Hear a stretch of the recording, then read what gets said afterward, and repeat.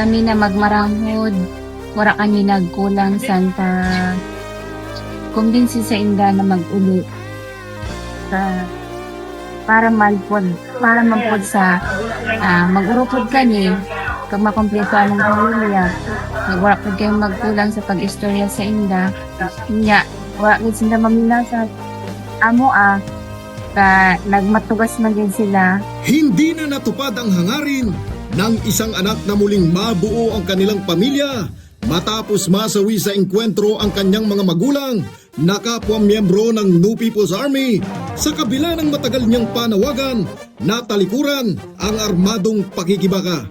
Matatandaan nitong Hulyo 29 ay nakasagupa ng tropa ng 2nd Infantry Battalion ang tinatayang 10 armadong miyembro ng KLG South SRC-4 sa Barangay San Isidro, Palanas, Masbate. Sa naturang engkwentro ay nasawi ang mag-asawang rebelde na kinilalang sina alias Liza at alias Dawi o Darwin habang iniwan sila ng kanilang mga kasamahan sa lugar ng pinangyarihan. Ayon sa kanilang anak, noon pa man ay hinikayat niya na ang kanyang mga magulang na talikuran ng armadong pakikibaka at magbaliklob sa pamahalaan upang muli silang magkasama bilang isang pamilya at mamuhay ng payapa.